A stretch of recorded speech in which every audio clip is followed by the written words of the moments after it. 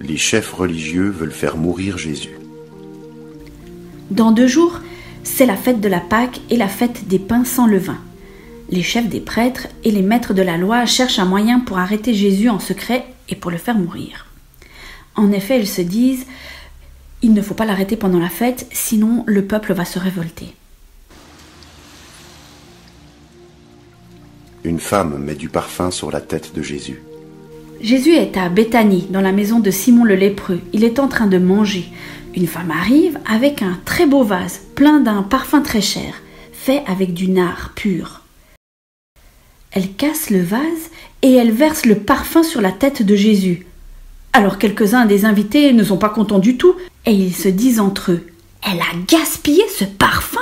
Pourquoi ? On pouvait le vendre pour plus de 300 pièces d'argent et ensuite donner l'argent aux pauvres. » Ils critiquent la femme. Mais Jésus leur dit « Laissez-la tranquille. Pourquoi est-ce que vous l'ennuyez ? Ce qu'elle a accompli pour moi est une bonne action. Vous aurez toujours des pauvres avec vous, et vous pourrez leur faire du bien chaque fois que vous le voudrez. Mais moi, vous ne m'aurez pas toujours. Cette femme a fait ce qu'elle a pu. Elle a mis du parfum sur mon corps. D'avance, elle l'a préparé pour la tombe. Je vous le dis, c'est la vérité.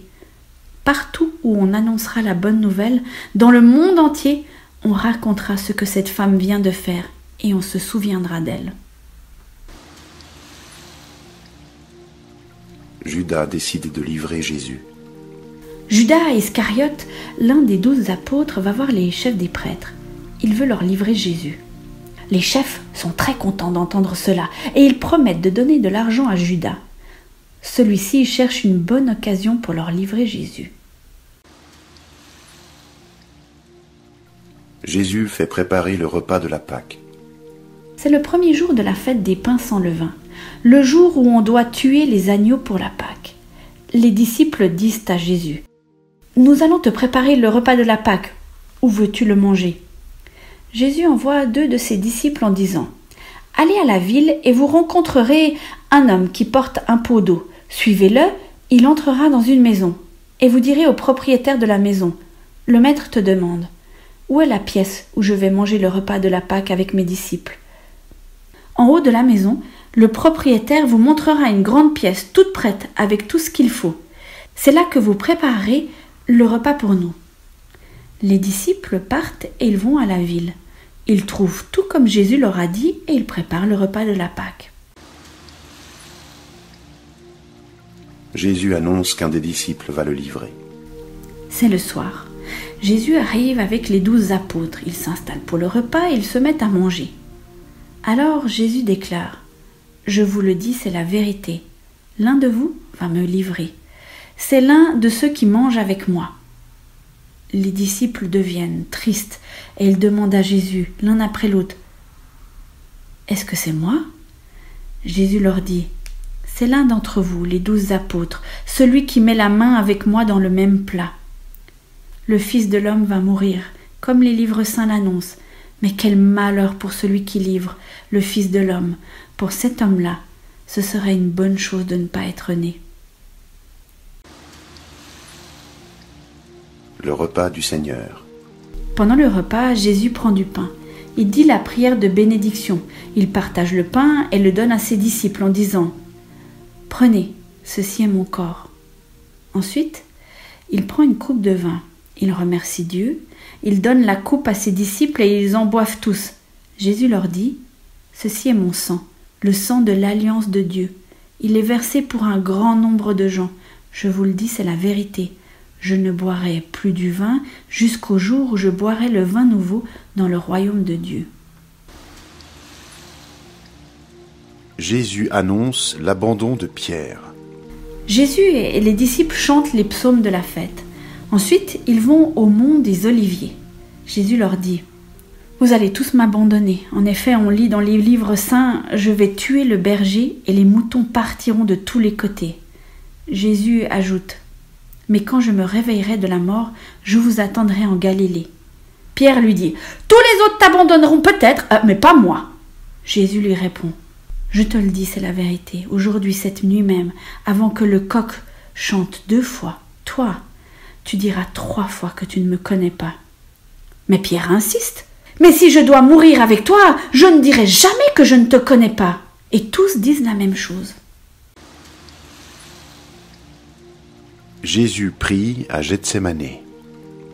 Ensuite, ils vont à un endroit appelé Gethsémané. Jésus dit à ses disciples « Asseyez-vous ici pendant que je vais prier. » Il emmène avec lui Pierre, Jacques et Jean. Il commence à être inquiet et très effrayé et il leur dit « Mon cœur est triste jusqu'à mourir. Restez ici, ne dormez pas. » Il va un peu plus loin. Il se jette à terre et il demande à Dieu d'éloigner ce moment de souffrance, si c'est possible. Il dit « Abba, Père, pour toi tout est possible. Éloigne de moi cette coupe de souffrance. Pourtant, ne fais pas ce que je veux, mais ce que tu veux. » Jésus revient vers ses 3 disciples et il les trouve endormis.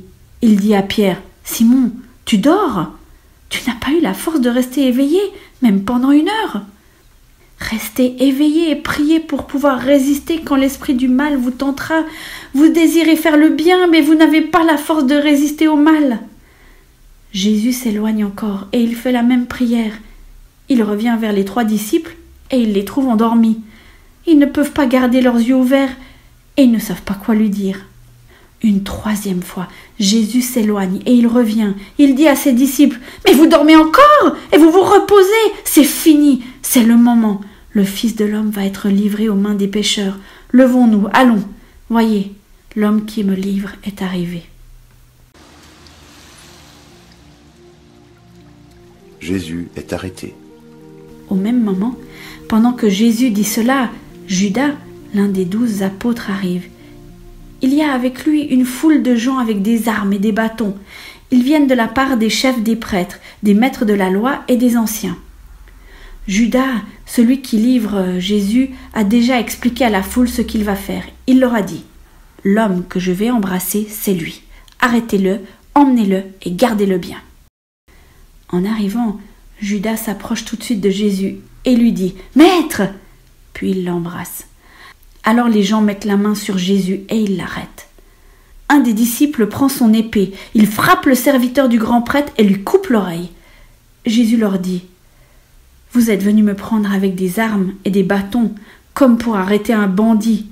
Tous les jours j'étais avec vous dans le temple et j'enseignais. Pourtant, vous ne m'avez pas arrêté. » Mais de cette façon, ce que les livres saints ont dit se réalise. Tous les disciples abandonnent Jésus et ils partent en courant. Un jeune homme suit Jésus. Il est couvert seulement d'un drap. On l'arrête, mais il laisse le drap et il part en courant tout nu. Jésus devant le tribunal religieux. Ils emmènent Jésus chez le grand prêtre. Là, tous les chefs des prêtres, les anciens et les maîtres de la loi se réunissent. Pierre suit Jésus de loin et il entre chez le grand prêtre. Il s'assoit dans la cour avec les serviteurs et il se chauffe près d'un feu. Les chefs des prêtres et tout le tribunal religieux cherchent une raison d'accuser Jésus pour le condamner à mort, mais ils n'en trouvent pas. En effet, beaucoup de témoins disent des mensonges contre Jésus, mais ils ne sont pas d'accord entre eux. Quelques-uns se lèvent et ils accusent Jésus en disant ce mensonge. « Nous l'avons entendu dire, je détruirai ce temple que les hommes ont construit, et en 3 jours je en bâtirai un autre qui ne sera pas construit par les hommes. » Mais même ces témoins-là ne sont pas d'accord entre eux.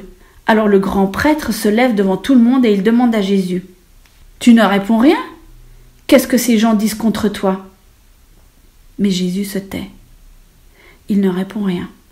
De nouveau, le grand prêtre lui demande « Est-ce que tu es le Messie, le Fils de Dieu que nous adorons ?» Jésus lui répond « Oui, je le suis, et vous verrez le Fils de l'homme assis à la droite du Dieu Tout-Puissant et venir parmi les nuages du ciel. » Alors le grand prêtre déchire ses vêtements et il dit « Nous n'avons plus besoin de témoins, vous l'avez entendu insulter Dieu, qu'est-ce que vous en pensez ?» Tout le monde condamne Jésus et dit qu'il doit mourir. Quelques-uns se mettent à cracher sur lui, ils couvrent son visage, ils le frappent à coups de poing et ils disent « Qui t'a frappé, devine !» Les serviteurs prennent Jésus et lui donnent des gifles. Pierre affirme 3 fois qu'il ne connaît pas Jésus. Pierre est en bas dans la cour. Une servante du grand prêtre arrive. Elle voit Pierre qui se chauffe. Elle le regarde et lui dit « Toi aussi, tu étais avec Jésus de Nazareth ?» Mais Pierre répond « Non, je ne comprends pas et je ne sais pas ce que tu veux dire. » Ensuite, il va à l'entrée de la cour. Alors un coq chante.